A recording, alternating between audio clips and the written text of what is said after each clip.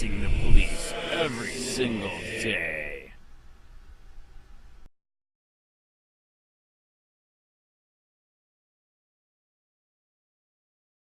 Protecting the shield. An Asbury Park press investigation exposed the deadly price the public pays when known bad cops remain on the streets. Reforms proposed by the press came within weeks. Asbury Park Press. Published 4 a.m. Eastern Time January 22, 2018. Updated 4:38 p.m. Eastern Time September 26, 2018. Killed. Beaten. Stalked. More than 200 citizens across New Jersey have been victimized in recent years by out-of-control rogue cops. In many cases, the cops kept their jobs, even got promoted, while tens of millions of your tax dollars kept the abuses quiet. Until now. From the courthouse to town hall to Trenton, New Jersey, governments built a secret system that protects bad cops while taxpayers pick up the bill. Andrew Ford, at Andrew Ford News. Reporters from the Asbury Park Press spent 2 years uncovering the scores of secret agreements from hundreds of towns across New Jersey. They faced countless stone walls and public records fights, and a boycott threat from police.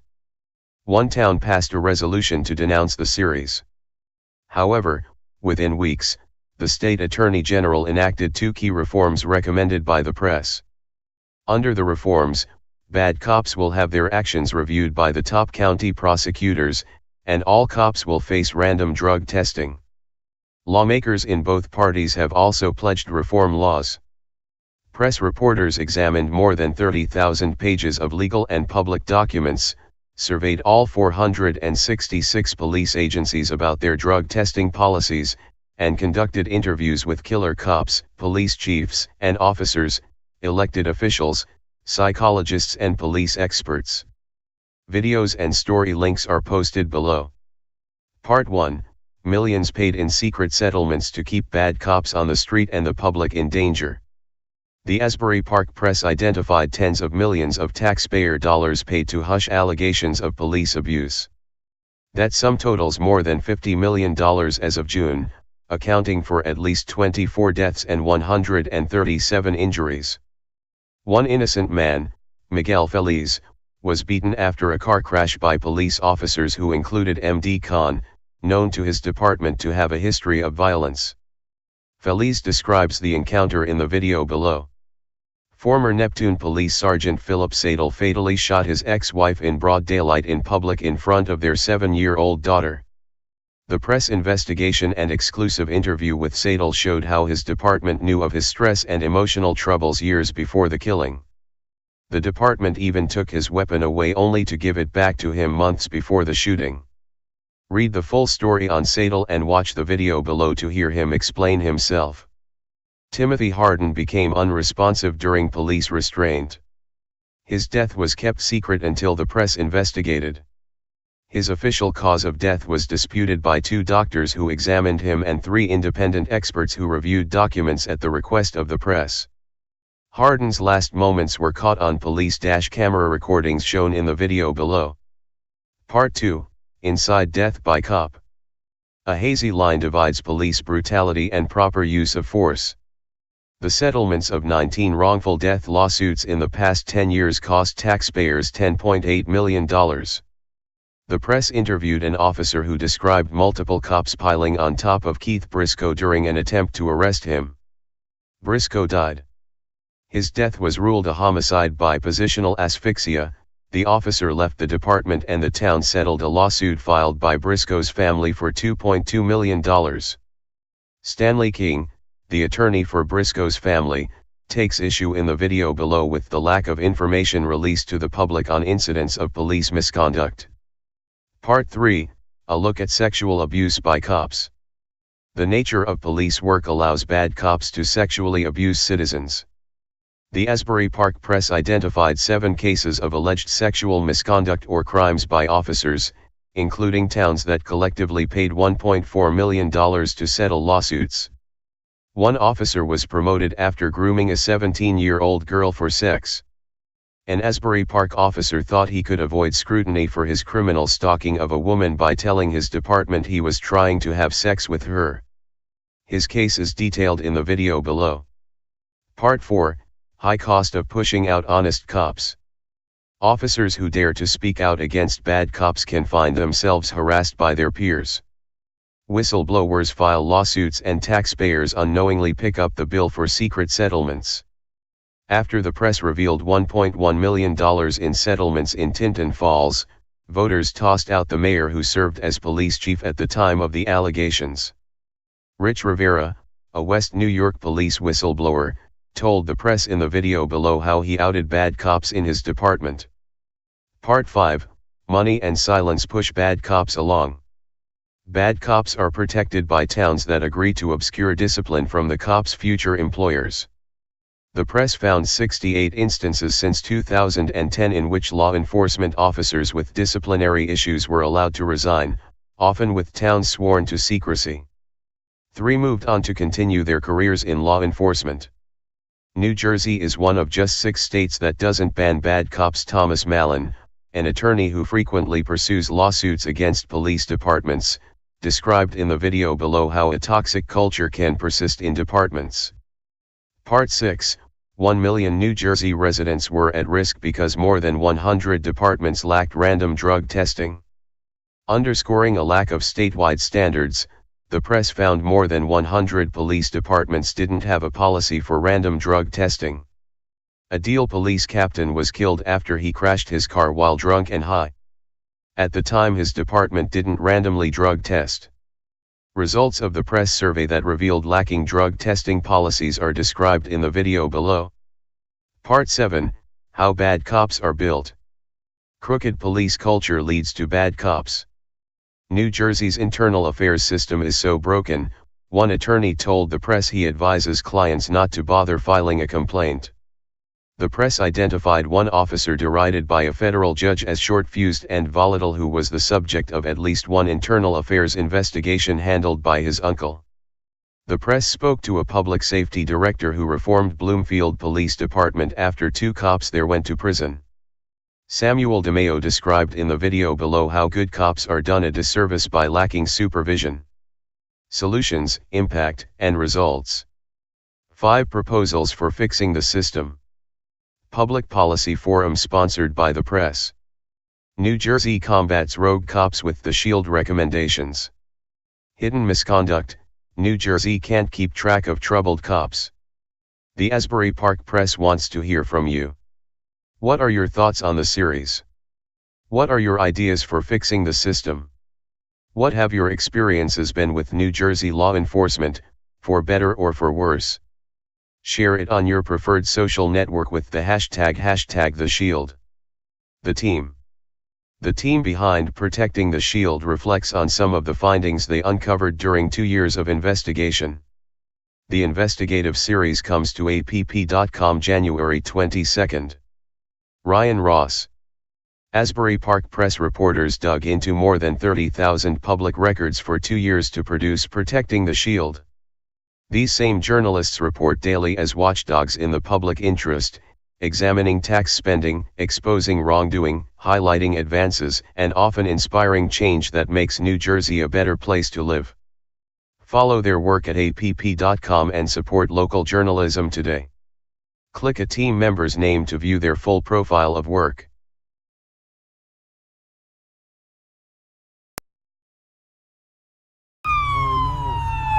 Oh no, no, no. Help him out! Miguel Feliz struggled to extinguish his burning flesh after his car was run off the road by a suspect fleeing Jersey City police. Feliz needed help from these officers. Instead, they beat him.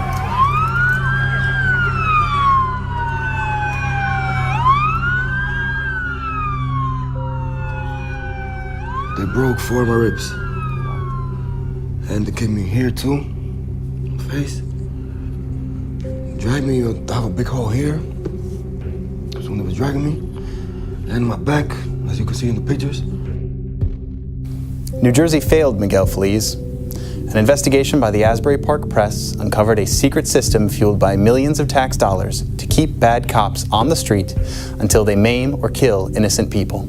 Cops with arrest records, domestic abuse complaints, and even a history of having sex with a teenager were kept on the force and sometimes promoted, the press found. The press found that more than 100 police departments had no policy for random drug testing of police officers. The press found that more than $50 million in tax funds were used to hush allegations of police abuse since 2010, including 24 deaths and 137 injuries across the hundreds of police departments in the state. Feliz was an innocent man driving home in Jersey City after a long day packing groceries, a job he worked to support his 6-year-old son. He had the misfortune of running into officers who beat Feliz on a sidewalk while he was still on fire, an incident captured on camera by a bystander. The local PBA's response? Those officers were just trying to put out the flames. One officer, MD Khan, had a history of violence known to his department, including an arrest in which he was accused of pummeling his brother-in-law. Despite that arrest, Khan was kept on duty, armed and dangerous. In another state, Khan's first arrest would likely have been his last day as a police officer. In Florida, conduct involving an assault can cost a police officer's license to enforce the law, even if they're not criminally prosecuted. But not in New Jersey, where lacking oversight of police officers allowed preventable tragedies to occur, like the beating of Miguel Feliz. Law enforcement leaders are quick to say that there are bad apples among the ranks of tens of thousands of noble police officers guarding the Garden State. Well, this is a tough area, and believe me, even law enforcement itself wants to do the right thing. But fragmented oversight of the state's hundreds of police departments leads to policy gaps like the lack of random drug testing. Town police chiefs are trusted with broad authority to keep officers in line. Too often, they don't. Even after beating Feliz, Khan returned to work. He was later fired, but not for what he did to Feliz, according to Jersey City records. Khan was fired over his disciplinary record and for cheating the city out of an administrative fee worth $32. Press reporting prompted swift action, including pledges for reform by Republican and Democratic lawmakers, and sweeping changes from the top law enforcement officer in the state. Attorney General Gurbir Grewal, who took office this year, implemented 2 changes recommended by the press investigation in January: random drug testing for all police officers and a statewide early warning system.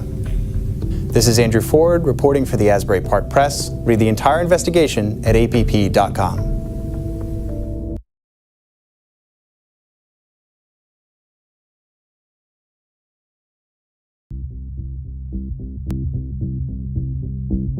I heard her in the voice that they were gonna do something bad. They were like, get your hands up, get us on your knees. Then they were like, get down. But I heard her in the voice. It was like malicious. So I went down, and then right there, just the kicks started coming in. Kicks.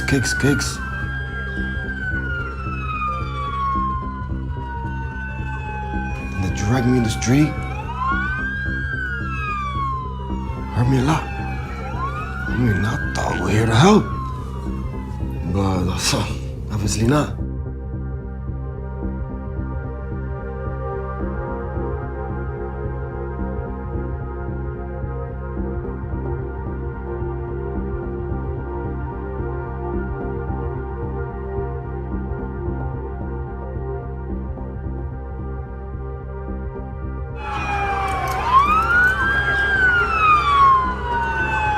They broke 4 of my ribs.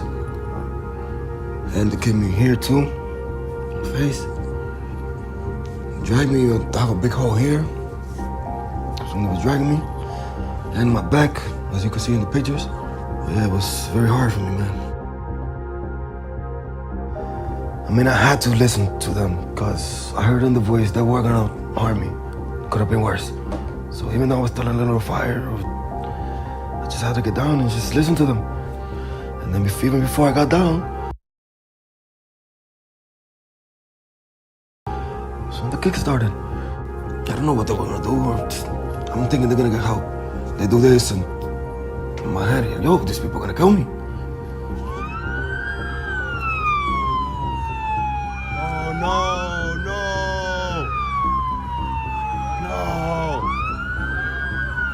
Help him out! Help him out!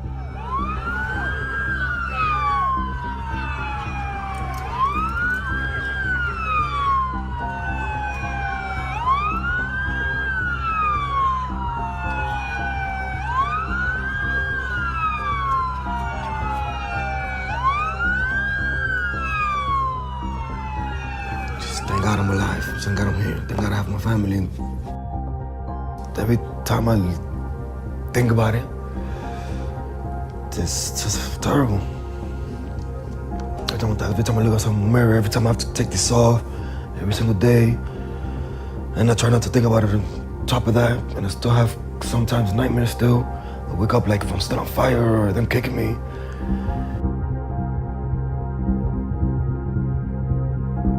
There's good officers out there. They really are. Just that somewhere, nah.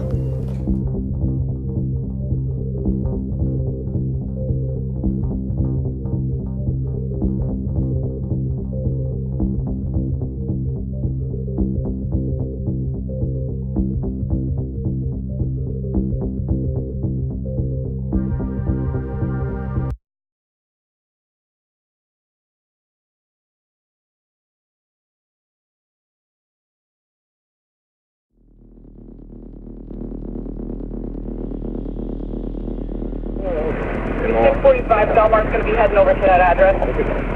Sam, relax. You're going to hurt yourself, man. Relax. No, you're not. Buddy. No, you're not. You're not going to die, pal. Go ahead. Help! Yeah, I got my squad. I'm still dressed. I can take care of some issues on the road. If you need more guys. Timothy Harden was our brother. He was no longer with us.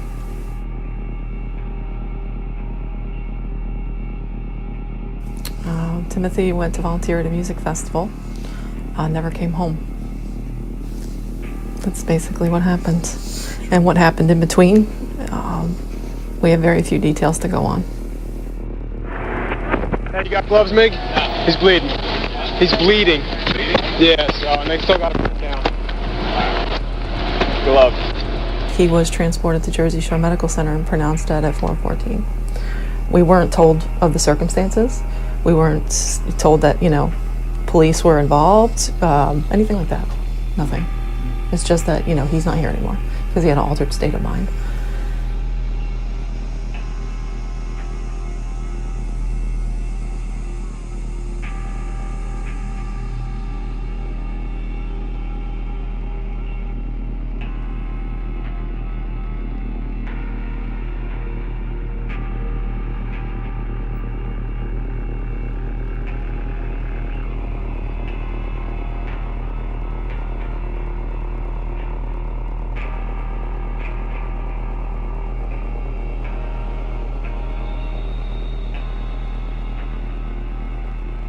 I'm looking at these pictures, I'm like, that's not my brother.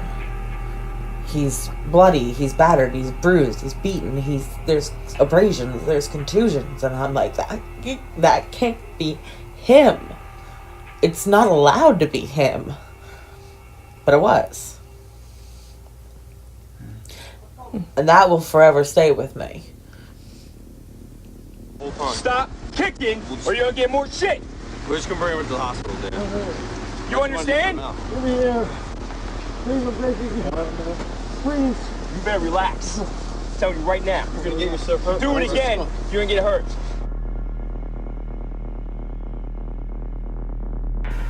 You see articles all the time, there's criminals that wear a badge, but that gives a bad name to the good ones. You know what I mean? So I do know some good ones, and I feel bad for them because of the bad ones. So that's what I think. It's very challenging trying to figure out who's actually playing for the good side and who's not. Relax. Relax, Tim. Relax, Tim. Stop moving around. We got his leg. You're going nowhere. Let me get this bit out. Why did he have to die that day? Why did you have to take him from us? I want to see it in their eyes. I want them to explain to me why. Because we have no closure. We never will. Never. No.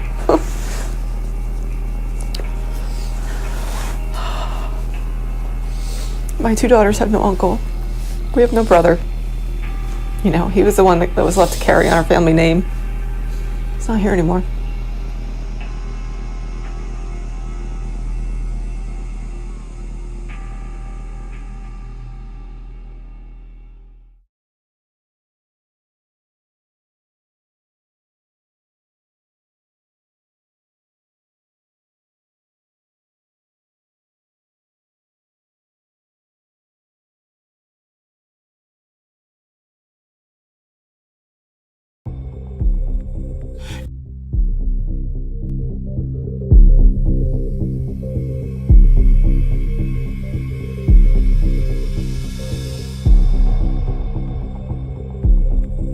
If it doesn't affect you directly because you or one of your loved ones has come in contact with law enforcement, I think for the most part everybody gets up and goes to work or goes to school and they go on with their life. But if in fact you are someone that has been subjected to what you believe was some type of unfair treatment and excessive force and hopefully, God forbid, a wrongful death or death in custody, then I think it's extremely important for you to be able to say, who else has suffered from this? Am I the only one? Is this an anomaly? Or is this something that has been running rampant in our communities for years, but it's just gone unnoticed because no one has brought it to our attention? And the reason I don't know about it is because it never affected me. But when you dig a little deeper, you'll see, hey, this maybe has been going on for a number of years. And I wish we'd have known or some mechanism to bring this to our attention, because I would have been involved. I would have had an issue, with them not disclosing this, and I would have wanted to do something proactive to resolve it.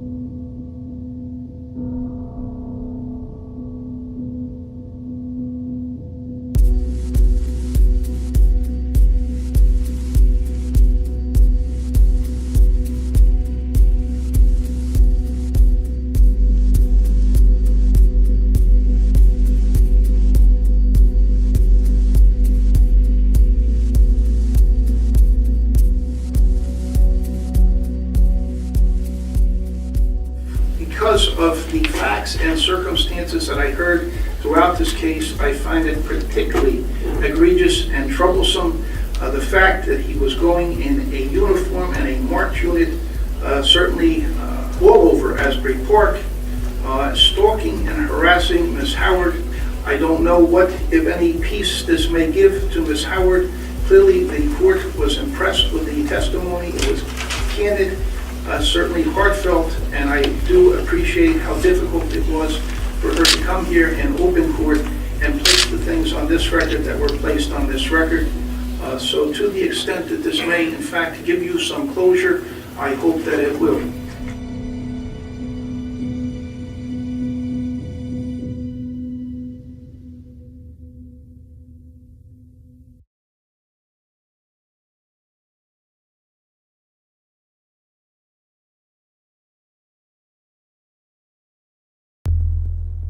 People felt that I myself was a dirty cop and that I informed on other police officers. No one to this day truly knows the story of what took place.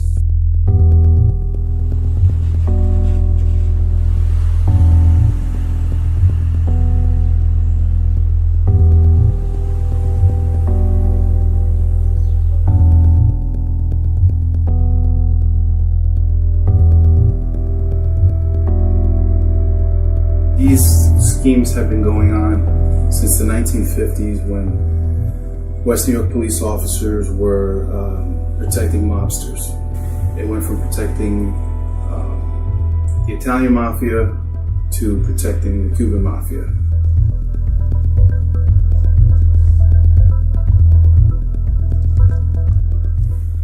I was naive. I was a good officer. I was taught about the integrity of police officer and the noble cause.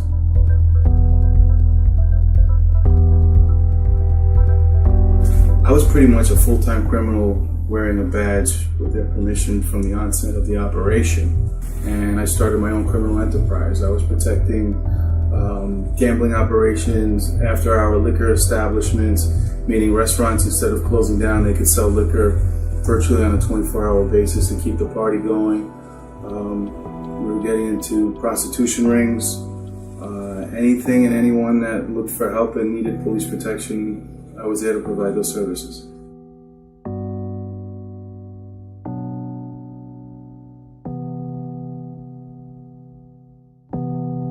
We amassed enough evidence in 1 year that would have otherwise taken over 5 years to put together.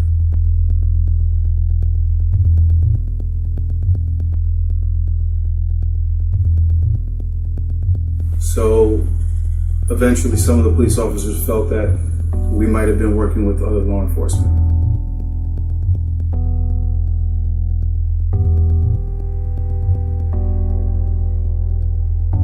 I was reluctant in going up against the blue wall. I didn't want to be known as the guy that gave up my police peers.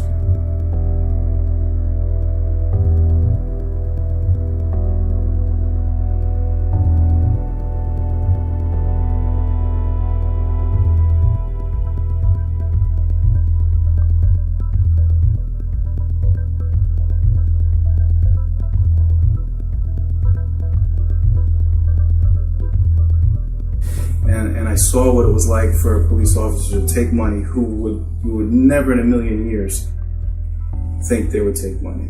Or a cop punch somebody in the mouth who you couldn't even fathom had that in them. But I saw it. So what I do today is work towards maintaining the professionalism within policing and to promote that as best I could through the work I do.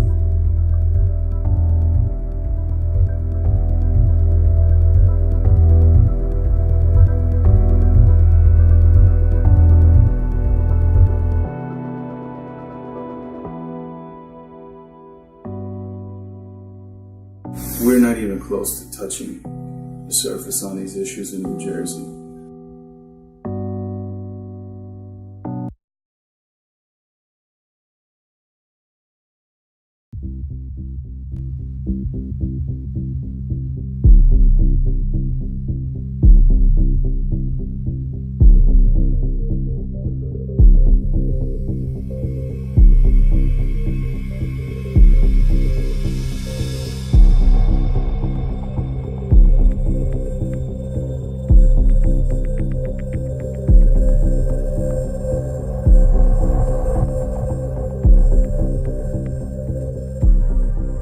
From generation to generation to generation, when you have a department that has a problem, and you know, a culture that develops within a department, new guys come in and they learn what the culture is and they become part of it. And the old guys pass it on to the new guys pass it on to the next batch. And if nothing is done to stop it, it just continues and continues and continues.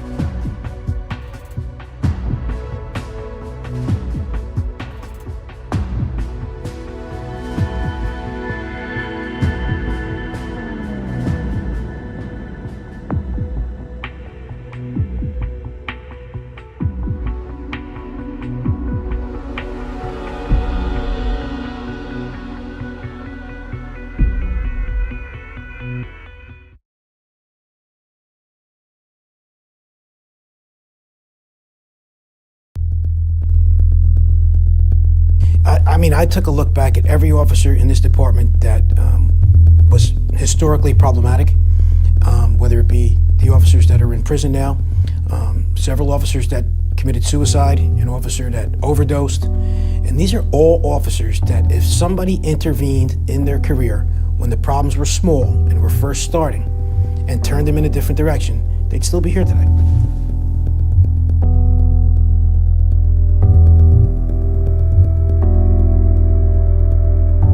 We had different culture then. It was more of you had a subculture within a culture. Now everybody's on board. It's one team. The Bloomfield Police Department is one unit. under Director DeMayo. There's a standard here that's set, you know, it's set pretty high.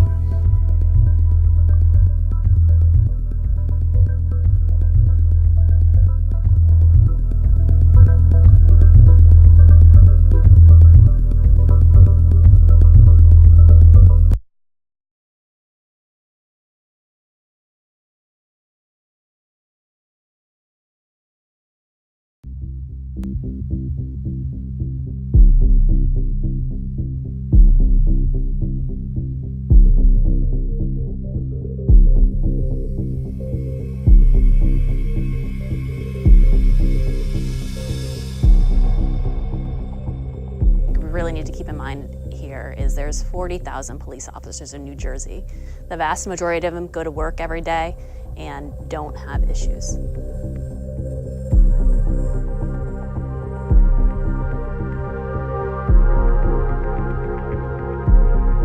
The public in New Jersey expects to receive top-notch quality law enforcement, and for the most part, that's what they get. There are tens of thousands of officers who serve honorably in a difficult profession every single day throughout the state. I'm the son of a retired NYPD Manor police officer who was wounded in the line of duty. So I grew up hearing stories about great cops, about bad cops, about the judgment needed, about the tough calls and the demands of the job. I realized that the bad cops we're talking about are probably a small portion of the thousands in New Jersey.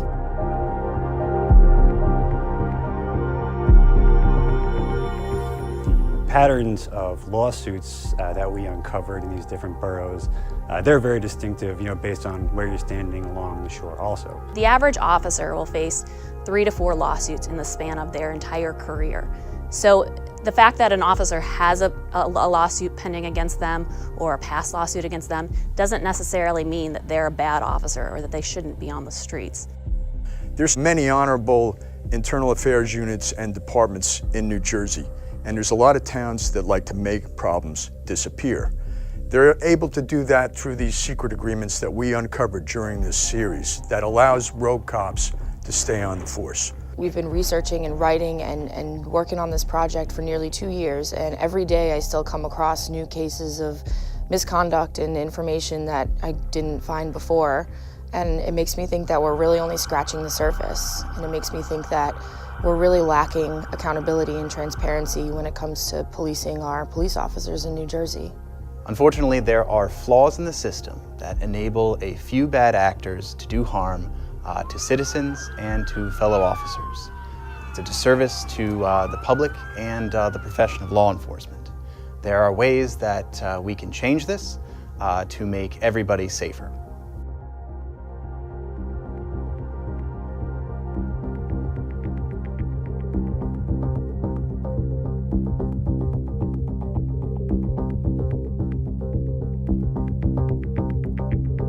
Hey Sheriff County, this is Sheriff County COPWATCH. I am using any video here with under fair use if you have criticism, reporting, teaching, etc. And please donate. I do not make money from YouTube, and there are different ways to donate in the video links. Thanks.